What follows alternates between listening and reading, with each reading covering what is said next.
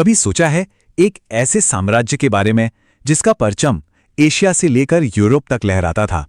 हम बात कर रहे हैं मंगोल साम्राज्य की। पर आज वही देश दो टुकड़ों में बटा हुआ है और उसकी ज्यादातर जमीन बिल्कुल वीरान पड़ी है। आखिर इतना बड़ा बदलाव आया कैसे? चलिए इसी राज से पर्दा उठाते हैं। ये नंबर देखिए, 99.7%। इसका मतलब यह है कि मंगोलिया का लगभग पूरा का पूरा हिस्सा खाली है। वहां कोई नहीं रहता। जी हां, सारी की सारी आबादी एक छोटे से सिर्फ 0.03% के इलाके में सिमट कर रह गई है। तो सवाल वही है, चंगेज खान का वो विशाल साम्राज्य जिसके नाम से पूरी दुनिया कांपती थी, वो आखिर इस तरह बिखर क्यों गया? कैसे दो टुकड़ों में बट गया? इसके पीछे असल में 3 बड़ी वजह हैं। सबसे पहली और सबसे बड़ी वजह है मंगोलिया की अपनी जमीन। सच पूछिए तो यहाँ की भूगोल एक कैद खाने जैसी है, एक जेल जो तय करती है कि लोग कहाँ सांस ले सकते हैं और कहाँ नहीं। अगर हम दुनिया के नक्शे पर नजर डालें तो मंगोलिया, रूस और चीन जैसे 2 बड़े देशों के बीच में एकदम सैंडविच की तरह फंसा हुआ है।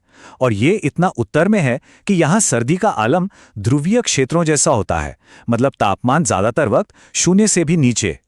पर यहाँ एक बहुत ही दिलचस्प चीज है। कुदरत ने मंगोलिया को एक सुरक्षा कवच दिया है। इसके उत्तर में 3 पहाड़ों की श्रृंखलाएं हैं, खूबस्कुल, कंगाई और खेंटी। ये तीनों मिलकर एक तिकोण जैसा आकार बनाती हैं, जैसे एक दीवार जो साइबेरिया से आने वाली हड्डियां जमा देने वाली हवाओं को रोक लेती है। और इस दीवार का असर वो तो बिल्कुल कमाल का है।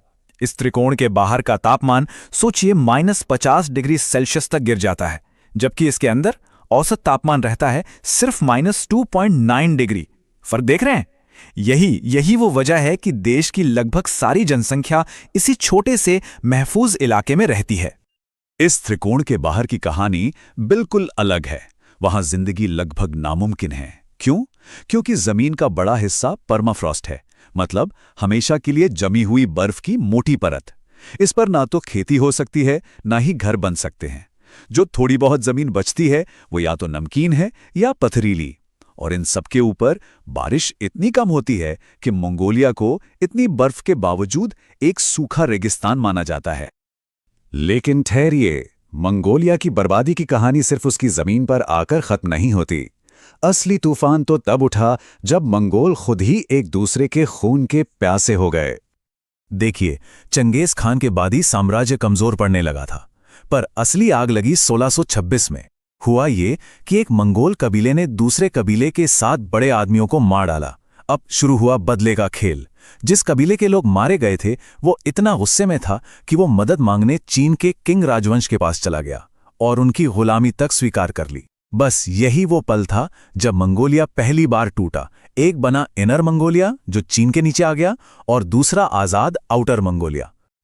जरा सोचिए इस बात को। उनके बर्बादी का कारण कोई बाहरी दुश्मन नहीं था, उनका अपना गुस्सा था। बदले की आग ने उन्हें इस कदर अंधा कर दिया कि अपने ही भाइयों को नीचा दिखाने के लिए वो दुश्मन से जा मिले। आपस की इस लड़ाई ने मंगोल साम्राज्य को कमजोर तो कर ही दिया था, लेकिन इसके बाद 2 ऐसी घटनाएं हुई जिन्होंने उनकी आबादी की जैसे कमर ही तोड़कर रख दी। इधर चीन का किंग राजवंश, वो कभी नहीं भूला था कि कैसे एक जमाने में चंगेज खान ने उन पर हुकूमत की थी। वो बस सही मौके की तलाश में थे बदला लेने के लिए, और मंगोलों की आपसी फूट ने उन्हें वो मौका थाली में परोस कर दे दिया। और किंग राजवंश ने इस मौके को हाथ से जाने नहीं दिया। उन्होंने बचे खुचे आजाद मंगोल कबीले, जिनको जुंगुर कहते थे, उन पर हमला बोल दिया। इसे इतिहास में जुंगुर नरसंहार के नाम से जाना जाता है। एक ऐसा नरसंहार जिसमें 80%, जी हां 80% मंगोल आबादी को खत्म कर दिया गया। 10 लाख में से 8 लाख लोग मारे गए। ये एक ऐसा जख्म था जो शायद कभी नहीं भरेगा।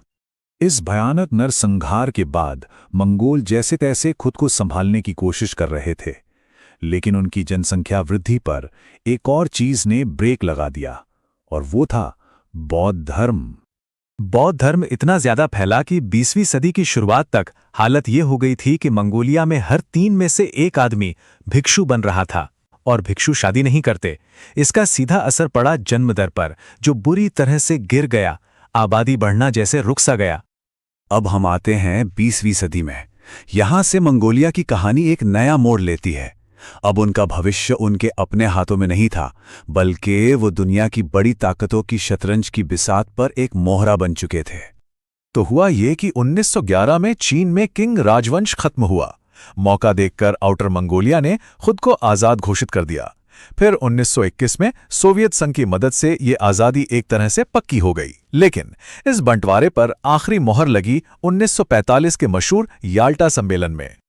इस याल्टा सम्मेलन में सोवियत नेता स्टालिन ने साफ साफ कह दिया कि आउटर मंगोलिया एक अलग स्वतंत्र देश ही रहेगा। पर क्यों? उसकी वजह रणनीतिक थी। पहली, वो चीन और सोवियत संघ के बीच एक बफर जोन चाहता था, एक सुरक्षित जगह। और दूसरी, वो दोबारा कभी एकजुट और ताकतवर पैन मंगोलिज्म का खतरा नहीं लेना चाहता था। पर स्टालिन के इरादे सिर्फ रणनीतिक नहीं थे, एक और प्लान था। सोवियत संघ को अपने औद्योगिक क्रांति के लिए सस्ते मजदूरों की जरूरत थी, लेकिन एक समस्या थी। इतने नरसंहार और इतने सारे भिक्षु बनने के बाद मंगोलिया की आबादी तो बहुत कम हो चुकी थी। तो इस समस्या का सोवियत संघ ने एक बहुत ही अजीब और क्रूर हल निकाला। उन्होंने मंगोलिया में अपनी कठपुतली सरकार के जरिए कुछ जबरदस्ती की नीतियां लागू कर दी।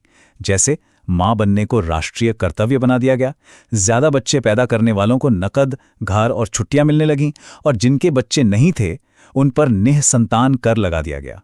और सबसे भयानक, हजारों बौद्ध भिक्षुओं को मार दिया गया ताकि लोग भिक्षु बनने से डरे, शादी करें और बच्चे पैदा करें। और इस पूरे उतार चढ़ाव भरे इतिहास का नतीजा आज हमारे सामने है। आउटर मंगोलिया एक आजाद देश है और इनर मंगोलिया वह आज भी चीन का ही एक स्वायत्त क्षेत्र है। मंगोलिया की ये कहानी हमें एक बड़े सवाल पर लाकर खड़ा कर देती है। आखिर किसी देश की किस्मत कौन तय करता है? वहां की जमीन, वहां के लोग, या फिर पड़ोस में बैठे ताकतवर मुल्क? शायद इसका जवाब इन तीनों में ही कहीं छुपा है।